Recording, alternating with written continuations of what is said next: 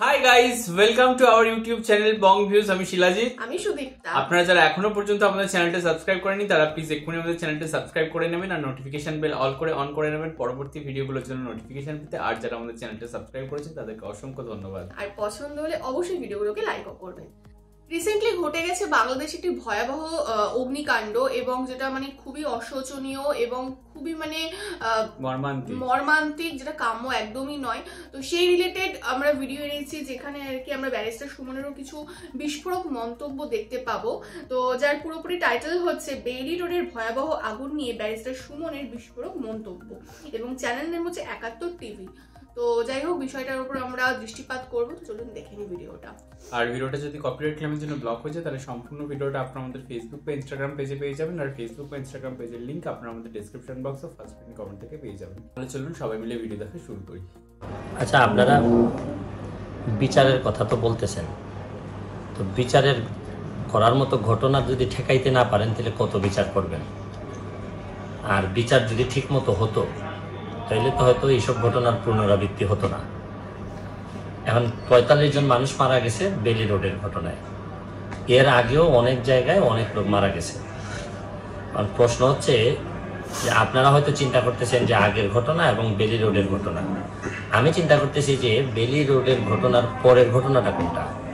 আমাদের এখানে যেভাবে দেখবেন সাইক্লোন আসে, একটার পর একটা নাম রেডি করা থাকে যে এই সাইক্লোনের পরে বা এই ঘূর্ণিঝড়ের পরে বা নিম্নচাপের পরে কোন চাপ আসবে। আমি কিন্তু আগেরগুলা নিয়ে চিন্তিত। আমি চিন্তা করতেছি হয়তো নেক্সট কোনটা আগুন লাগবে। আমি এই ধানমন্ডি রোডে ৭ মসজিদ রোডে গেলাম, রাতে গিয়ে দেখলাম যে একটা বিল্ডিং এর মধ্যে প্রায় ১৫-২০টার মতো এরকম রেস্টুরেন্ট আছে, যেখানে আমি নিশ্চিত যে একটা রেস্টুরেন্টে এইভাবে ১৫-২০টার কোনো লাইসেন্স থাকতেই পারে না। তো এইটাতে আগুন লাগতে পারে। এখানে লাগলে এখন আগামী হিসাবে আরো ৬০ জন যাবে, এরপরের হিসাবে আরো ৭০ জন যাবে, এভাবে যেতেই থাকবে। এইটার বিষয় কি জানেন, ওই যে এখন আলোচনা হইতেছে ২-৩ দিন, এরপর একটা নতুন টপিক আসবে, নিশ্চয়ই কোনো নায়িকার সংসার ভাঙবে, তখন আবার ওই জিনিসটা আবার তলে পড়ে যাবে। আর একটা বিষয় হচ্ছে কি, অনেকগুলো সমস্যা। বিল্ডিং গুলার মালিক দেখা যাচ্ছে যে অনেকগুলা প্রতিষ্ঠানের চেয়ে শক্তিশালী। কারণ বড় রাজনীতিবিদ, বড় এমপি, উনি বিল্ডিং এর মালিক। মানে এখানে গিয়ে পুলিশ আর আপনার ফায়ার ফাইটার্স এরা নোটিশ দিলে কেউ মানে? আপনি গণপূর্তের জমি বছরের পর বছর নোটিশ দেয় রাজুকরে যে আপনি আমার জমি কিভাবে বিক্রি করে দিলেন। একজনের সম্পত্তি আরেকজন বিক্রি করে দিচ্ছে এই দেশে। এইখানে মানে একটা দেশের রীতিমতো গার্জিয়ান নাই, এরকম একটা দেশে যেরকম পরিস্থিতি হয় এরকম। আপনি দেখেন সিটি কর্পোরেশন বলেন, মাননীয় মেম্বার অফ পার্লামেন্ট যারা আছেন তারা বলেন, বা কয়েকটা ডিপার্টমেন্ট আছে যারা এইসব সেফটি নিয়ে দেখেন, তাদের কয়জনে আপনি শুনছেন? আপনারা শুধু আগুনটা দেখতেছেন, কিন্তু আগুন লাগার আগে কোনো একটা বিষয়ে ব্যবস্থা নিতে গিয়ে কোনো একটা আগুন লাগছে এরকম শুনছেন? মানে এই আগুন কিন্তু ওই আগুন না, মানে আমরা ব্যবস্থা নিছি স্ট্রংলি, সারা দেশে মনে হয়েছে যে একটা বিল্ডিং বন্ধ করে দিছে, একটা রেস্টুরেন্ট, নামি দামি রেস্টুরেন্ট বন্ধ করে দিছে। কখন আপনি শুনছেন? এর মানে কোনো বিল্ডিং বন্ধ করার সাহস আপনার নাই, কোনো রেস্টুরেন্টে একটা তালা দেওয়ার সাহস আপনার নাই। কারণ সাহস থাকবে কেমনি? আপনি তো ভাগবাটোরা খাচ্ছেন, সবাই কম বেশি টাকা পাচ্ছে।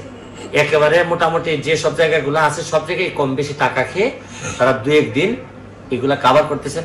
চিঠি দেওয়া কি ফায়ার সার্ভিসের কাজ? না, ফায়ার সার্ভিসের কাজ তো হচ্ছে গিয়ে ফায়ার মানে ইমার্জেন্সি, উনি ব্যবস্থা গ্রহণ করবেন। শুধু ফায়ার সার্ভিস কেন, এখানে রাজুক আছে, এখানে যারা আছে আপনি দেখেন, সালাম মুর্শিদির বাড়ি নিয়ে রাজুকের ২ সাবেক চেয়ারম্যানের বিরুদ্ধে মামলা হয়েছে। মানে তারা যে জাল জালিয়াতির সাথে, চেয়ারম্যানরা যখন জাল জালিয়াতির সাথে যুক্ত হয়ে যায়, তাহলে এই প্রতিষ্ঠানগুলো আপনি বাঁচাবেন কিভাবে? এইগুলা দায় মুক্তি পাচ্ছে বলেই তো আরো দায় বাড়তেছে এবং দায় বাড়তেই থাকবে। আপনি যদিও একদিনে এত সব চেঞ্জ হবে না, আমি বলছি না যে আপনি আমেরিকান স্ট্যান্ডার্ডে আপনি সেফটি নিয়ে আসেন বা আমাদের সেফটি নিয়ে আসতে হবে। আপনি জানেন যে একমাত্র এক্সিট রোডে দেখা যাচ্ছে রোডটা ব্লক করা, এক্সিট রোডে দেখা যাচ্ছে আরো অনেকগুলা ওই কিসের আগুনের যে আপনার গ্যাস সিলিন্ডার জমা রাখা, এগুলা তো অন্তত দূরে সরাই রাখা যায়। আমি কিন্তু বলছি না একেবারে রাতের ব্যবধানে আপনি একেবারে সিঙ্গাপুরের স্ট্যান্ডার্ডে চলে আসবেন। আমি বলছি যে আমাদের যে জিনিসগুলা করা যায় এগুলো তো করা যেত। শুনেন, সবাই এত তেলবাজিতে ব্যস্ত, সবাই এত নিজেদেরকে নিয়ে ব্যস্ত। এইখানে বেইলি রোডে ৪৪ জন ৪৫ জন মরলে কি হয়? শুনেন কি হয় জানেন, যখন নিজের বাচ্চাটা মরে যায় তখন মানুষের কান্না দেখলে মনে হয় সে বুঝে যে কি হয়। সংসদ সদস্য বাধ্য একজন মানুষ হিসাবে আগে বিবেচনা করে, একজন মানুষ হিসাবে আরেকজনের মৃত্যুতে কষ্ট হয়, মানবিকতার কারণে হোক, মানসিকভাবে আমরা ভেঙে পড়ি। এখন প্রশ্ন আসে যে সংসদ সদস্য হিসাবে আপনার কি কষ্ট হয় কিনা। তো সংসদ সদস্য হিসাবে কষ্ট হইলে কি করা যায়? আমরা কিন্তু কথা বলতে পারি, কিন্তু সমস্যা হচ্ছে কি বেশিরভাগ সংসদ সদস্যরা অনেকেই এইসব বিষয়ে কথা বলতে চান না। মনে করেন যে বিভিন্ন ফরম্যাটের কারণে, বিভিন্ন সিস্টেমের কারণে, বিভিন্ন প্রটোকলের কারণে দেখা যায় এইসব বিষয়ে কথা বলার সুযোগও সংসদে অনেক কম। ধরেন আপনি এই যে কখন আগুন লাগলো, এরপরে কালকে একজন বিরোধী দলের নেতা দেখলাম দুই এক কথা বলছেন, তাও এগুলা থেকে সরকার থেকে কোনো রিফ্লেকশন আসে নাই, কোনো মানে আপনি দেখেন এই আগুনের ঘটনাতেও কিন্তু প্রধানমন্ত্রীকে বলতে হয়েছে যে এরা কিছু চিকিৎসার ভার আমি নিব, বা বলতে হয়েছে যে এরা ইন্স্যুরেন্স নাই। তাই এরা কিন্তু যারা মরল তারা কিন্তু একেবারেই মরল। বিষয়টা কিন্তু এমন না যে তারা মরল মানে কিছু লোক অন্তত বেঁচে গেল, কিন্তু তা না, এরাও মরল, তাদের পরিবারও মরল। বাংলাদেশটা এই কারণেই সবচেয়ে যে জিনিসটা সবচেয়ে খারাপ, এটা হচ্ছে কি এখানে যখন মানুষ ক্ষতিগ্রস্ত হয় তখন কিন্তু ব্যাকআপ দেওয়ার মতো আর কিছুই থাকে না। সে একেবারে সবকিছু ভেঙে পড়ে না হুমায়ুন আহমেদের, এরকম সবকিছু ভেঙে পড়ার মতো তার পরিবারটা, তার অর্থনৈতিক স্ট্রাকচারটা সবকিছু ভেঙে পড়ে। তো এখন এই সবকিছু ভেঙে পড়ার মধ্য দিয়ে আমরা চেষ্টা করে যাচ্ছি, দেখি কতটুকু পারা যায়। আমার পক্ষ থেকে আপনার কথার একটা হচ্ছে যে দেখলাম হচ্ছে ব্যারিস্টার সুমনের বিস্ফোরক বক্তব্য। প্রত্যেকটা কথা তিনি যা যা বললেন, প্রত্যেকটা কথা ওয়ার্ড বাই ওয়ার্ড যা বলেছেন সবকিছুর সাথে আমরা সহমত পোষণ করছি, এবং এটাই সত্যি, এটাই বাস্তব যে এরকম বিভিন্ন ঘটনা, সেটা কোনো রোড অ্যাক্সিডেন্ট হোক, ট্রেন অ্যাক্সিডেন্ট হোক, এরকম আগুন লেগে যাওয়া হোক বা হোয়াটএভার যাই হোক না কেন, সেটা হয় কিছুদিন, সেটা নিয়ে খুব চর্চা হয়, প্রচুর পেপারে বেরোয়, টিভিতে দেখায়। তারপর ঠিক মানে এন্টারটেনমেন্ট ইন্ডাস্ট্রি থেকে এমন কিছু একটা হলো, বড় সিনেমা আসলো, কোনো নায়িকার কিছু হলো বা যাই হোক, মানে এগুলো নিয়ে মিডিয়া নাকি বেশি তৎপর, বেশি ইন্টারেস্টেড, বা রাজনৈতিক কোনো বিষয় আসলো, হ্যাঁ, এবং সবটাই ধামাচাপা পড়ে যায়। এবং এটাই এখানেও তিনি বললেন, এবং এটা খুবই মানে এটা মর্মান্তিক। আর সব থেকে বড় কথা হচ্ছে এর পরেও তো এই ঘটনাগুলো ঘটবে, তো তার আগাম কি ব্যবস্থা রয়েছে, প্রতিকার কি রয়েছে। মানে একটা ঘটনা ঘটলো, ও আচ্ছা ঘটলো, আচ্ছা এতজন মানুষ মারা গেল, ঠিক আছে তোদের ক্ষতিপূরণ দিয়ে দিই, কিন্তু এর পরে এতটা রিপিট না হয় সেটার কিন্তু ব্যবস্থা আমরা দেখতে পাচ্ছি না। কারণ এর আগেও কিন্তু আমরা বাংলাদেশে দুটো বড় বড় বাজারের অগ্নিকাণ্ড দেখেছিলাম, তাও কিন্তু বছর ঘুরতে না ঘুরতে আবার এটা তৃতীয় নম্বর দেখতে পেলাম। তো তার মানে এটা তো বোঝা যাচ্ছে যে বাংলাদেশে আগুন লেগে যাওয়া, অগ্নিকাণ্ড ঘটে যাওয়ার ঘটনাটা খুবই মানে ফ্রিকুয়েন্ট হয়ে যাচ্ছে। না, বাংলাদেশ এমনিতেও হচ্ছে জনঘনত্ব অনুযায়ী জনঘনত্বপূর্ণ জায়গা, তো সেখানে দাঁড়িয়ে অনেক রেস্টুরেন্ট, পাশাপাশি অনেক বিল্ডিং, এবং আমি একটা ঢাকা শহরের ভিডিও দেখছিলাম কিছুদিন আগে, সেখানে গাছের দেখা যাচ্ছে না, এতটাই পাশাপাশি বাড়ি হয়েছে। তো সেখানেই ঘিঞ্জি জনবসতির জন্য একটা ফায়ার সিকিউরিটি এই ব্যবস্থাটা রয়েই যায়, এবং মানে সেটা যে কতটা ল্যাক হয়েছে ফায়ার সিকিউরিটি, সেখানে মানে যদি তত্ত্বাবধান না করা হয় নিয়মিতভাবে। এবং কিছু ভিডিও আমি দেখছিলাম এই অগ্নিকাণ্ডতে, যে মানে এক একটা পরিবারের আর কি সমস্ত মানুষই মারা গেছে, এরকমও হয়েছে।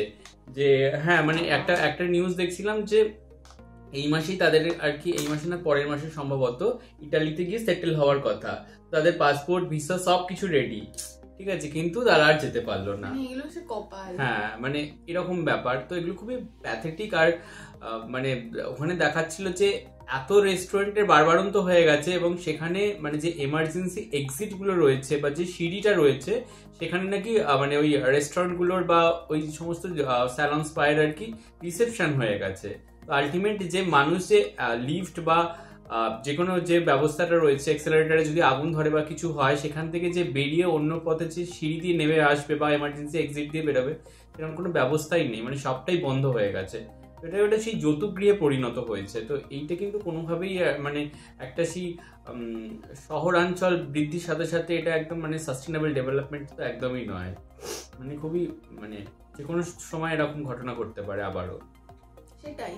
তো মানে এটাই সরকার কর্তৃপক্ষের কাছে মানে আবেদন যে তারা যেন এই সমস্ত প্রতিকারের ব্যবস্থাগুলো করে, এবং ফায়ার ব্রিগেড বা ফায়ার সার্ভিস, সেটা তো একটা ইমার্জেন্সি পারপাস সার্ভিস এটা, তো সেটার যেন মানে উপযুক্ত ব্যবস্থাপনা হয় এবং যথা সময়ে তৎক্ষণাৎ তারা সেই টার্গেট এরিয়াতে পৌঁছে সেই সমস্ত কিছু কাজ করতে পারে এবং মানুষগুলোর প্রাণ যাতে বাঁচতে পারে এবং আগামী দিনেও যাতে এরকম কোনো দুর্বিষহ ঘটনা রিপিট না হয়, এটা যেন সরকার পক্ষে থেকে দেখা না। আর একটা জিনিস হয় গিয়ে কি, এখানে মানে সরকার অনেক সময় এতটাই মানে অবহেলায় এই ফায়ার ব্রিগেডটাকে দেখে। মানে আমার বাবা নিজে ফায়ার সার্ভিসে রয়েছিলেন, মানে অবসর নিয়েছেন, তো উনি বলতেন যে মানে মডার্ন ইকুইপমেন্টসের মানে প্রযুক্তির প্রচুর অভাব মানে আমাদের ইন্ডিয়াতেও। অ্যাকচুয়ালি ফায়ার ব্রিগেড মানে কিছু কিছু সেক্টর আছে যেগুলো সরকারের অলাভজনক হিসেবে দেখা হয়, যেমন হচ্ছে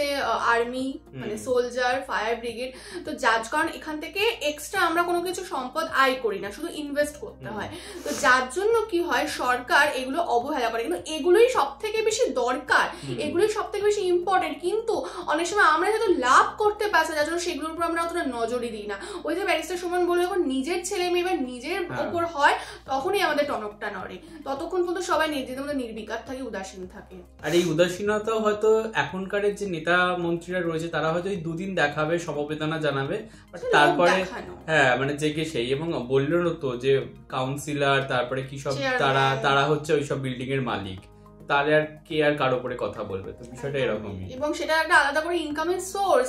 যারা এরকম বড় বড় বিল্ডিং আছে, রেস্টুরেন্টে, তারা কিছু টাকা দিয়ে দিচ্ছে, তাদের মুখ বন্ধ, আবার মাস ঘুরলে আবার কিছু টাকা দিলো, আবার মুখ বন্ধ, এইভাবে তো চলছে না।